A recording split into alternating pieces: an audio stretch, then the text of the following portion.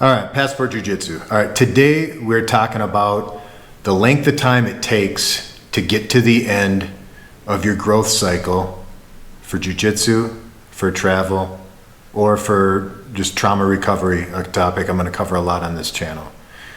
And the surprise is that there really is no end. Just like personal growth in life, it's going to continue on forever. Even if we're wheelchair bound in our 90s, 80s, hopefully we make it that long, there's still ways we can learn, ways we can grow, ways we can try to get more value out of life, okay? In Shahida Arabi, fantastic book for anyone that grew up in a not so great home, has CPTSD from that, healing the adult children of narcissists. Shahida Arabi says, it takes as much time as it takes.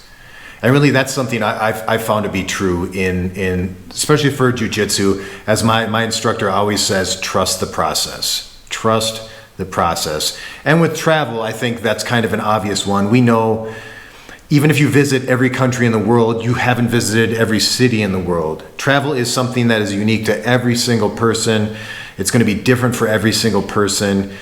For me, a lot of people that in America and that I grew up with, and a lot of people I knew, their whole thing was, oh, I can't wait to go to Europe. Can't wait to backpacking in Europe, backpacking in Europe, backpacking in Europe. That never appealed to me. That really never appealed to me. Southeast Asia, Vietnam, Cambodia, Laos, Thailand, that always appealed to me. Central America, South America, Mexico, Guatemala, Colombia, Ecuador, Argentina, Brazil. That's what appealed to me. My travel journey is going to be much different than anyone else's. Even someone who starts in the same places that I started, a lot of Central America, a lot of South America, ends up along the way going somewhere else, okay? The journey takes as long as it needs to take. Now with travel and with trauma recovery, there's not really a tangible gold medal, a tangible first place trophy. But what we do have as we're traveling is the memories of the places, the impact that those experiences had upon us, the culture, the food, the people, the history, the activities we did, the adventures that we were able to do there that we couldn't do in other places. And with growth, it's things like when you realize that your inner critic is a lot quieter, when you realize you have a lot more self-compassion, a lot more self-love, when you look yourself in the mirror and it's just a lot more positive, you feel a lot better about yourself. Okay, those are the little medals we get along the way. Now with jiu-jitsu, obviously, if you go into competition, you're gonna get some type of medal, most likely. A lot of depending on age group and bracket, and that has a tangible outcome. But other tangible outcomes of jiu-jitsu are, hey, this brown belt that I've gone with so many times, who used to tap me out 7 times within 5 minutes, now only taps me out about 3 or 4 times every 5 minutes, and I'm getting a little bit better. That feels good. I know for me it feels good, and then that example I give you is specific to a brown belt that I roll with in my academy, who when I was a white belt, it was always 6 or 7 times I would get tapped out within the 5-minute round, and it was almost demoralizing, but not quite. But that gave me something to go towards, you know. I can't wait to go with him again and see if I can get 5, 4, 3, okay? Another thing Shahida Arabi says in her book is keep seeking and you will find what you need to heal. I've altered that a little bit, and it's anecdotal from my experience. It's keep seeking it, and the universe will bring you people, videos, books, experiences that'll help you continue along in your journey. Now, another fantastic book that I'm going to recommend for anyone with a traumatic childhood, suffers from CPTSD, Pete Walker's book, Complex PTSD from Surviving to Thriving. Of all the books I've read on the topic, and I've read probably 30 or 40, the amount of growth that I had from just reading this book was more than any other book. That's the best way for me to sum it up. Understands it and understands the topic and delivers it in a very easy and understandable way. Okay, it has lots of great tips and techniques, and what to expect from the healing journey and the growth journey. Complex PTSD from Surviving to Thriving by Pete Walker. I recommend you get it right now. One of the things Pete talks about in his book is that we resist that the growth and recovery is going to be a lifelong process. I'm going off a little bit tangent here, but we always want to imagine some endpoint, some completed, perfected version of us that we can achieve. And Pete says we resist grasping the idea that it's a lifelong process, but it's something that we should understand to be a lifelong process, like if we were managing type 1 diabetes, and that's the diabetes people are born with. It's something they have to manage their whole life. And that's what recovery from trauma, from CPTSD is. It is managing it through your whole life. And look, life is often like getting dealt a hand of poker cards. The childhood we had is the childhood we had. And I know for myself, if I could go back and fix it and change it, I would, but that's just not possible. And for you, as painful as it was, as terrible as it was, I wish I could change it for you too.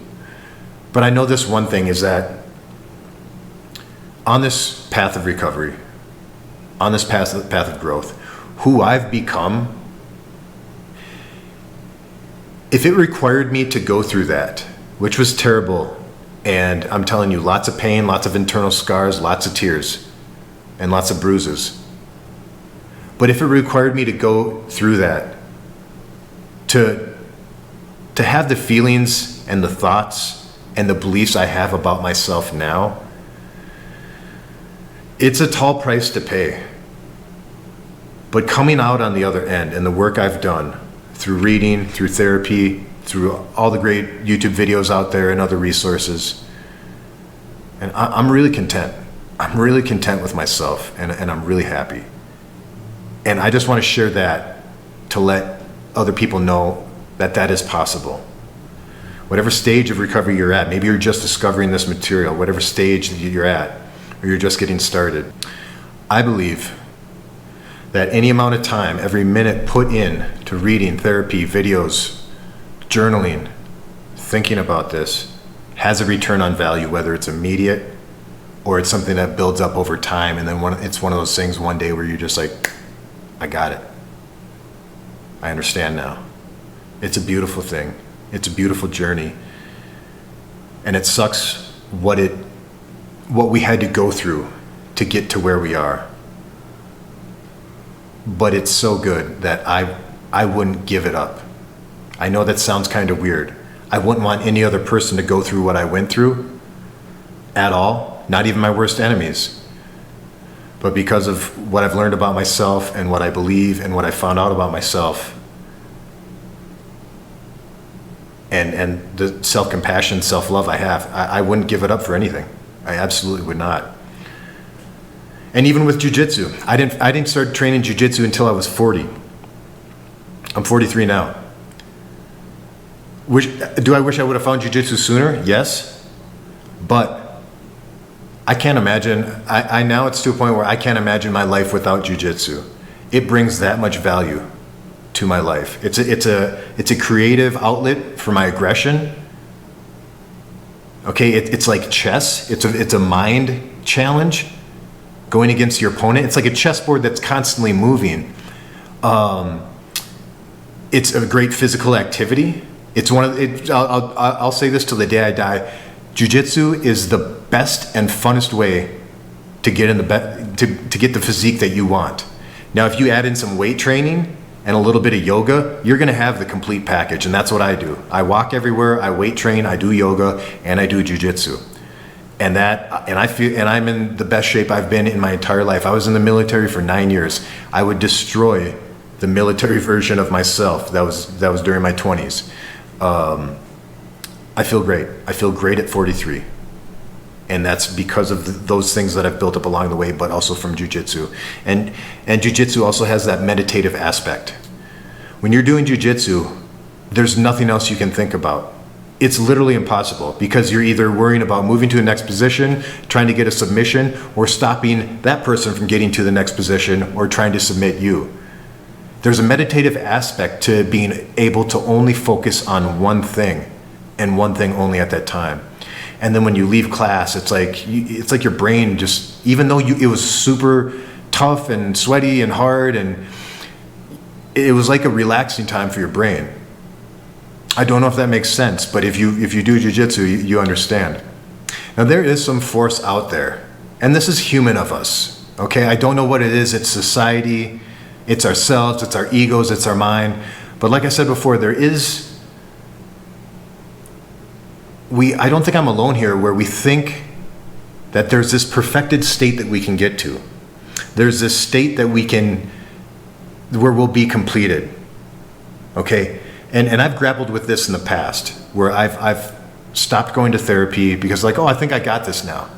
I feel like I understand this and I'm good, okay? And that was more of my ego talking, and it only took a month or two where I was back online on the scheduling site of my therapist, like, I need to see you again, okay? And it's okay to have those moments, and it's okay to go through that and understand that, okay?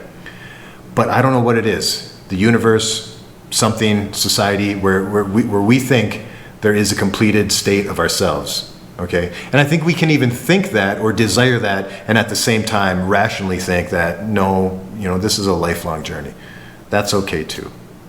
So whether it is travel, whether it is jiu-jitsu or your favorite sport or your favorite skill or hobby that you're learning, or whether it is growth from a traumatic childhood, from a traumatic family home,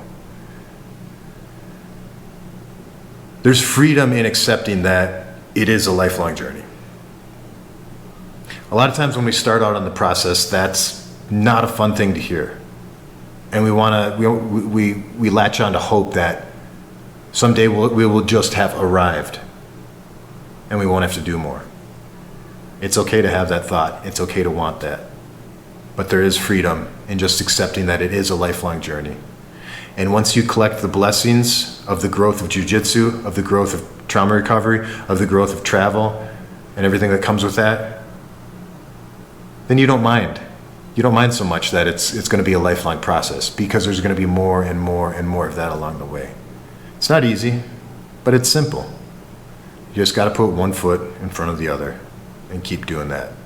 And even though the journey is a lot of times 2 steps forward, 1 step back, the 1 step back sometimes feels really drastic, really catastrophic.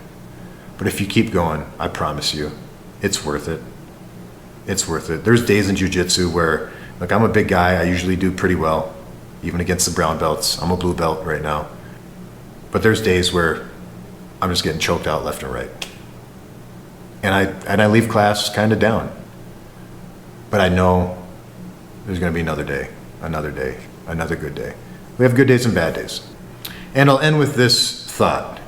And don't forget to like, subscribe, share the video, please. Help the YouTube algorithm get this out to more people. I want people to get this content, to feel better about themselves, to have growth, to be one little breadcrumb along their trail of growth and recovery, of getting into jiu-jitsu, getting better at jiu-jitsu, or of exploring the world through travel, okay? Please help with the algorithm. Last thing I want to say is anytime I'm going to bring up CPTSD, traumatic childhoods, a good way to end is like this. It wasn't your fault. You were raised by people who were themselves immature and who were themselves hurt and who had not worked on themselves yet. The way you were treated turned into a self-belief, but the way you were treated was wrong. And that happened because those people were hurt themselves. It wasn't your fault at all. And there is hope and there is growth in this recovery process. I promise you that. Thanks for watching.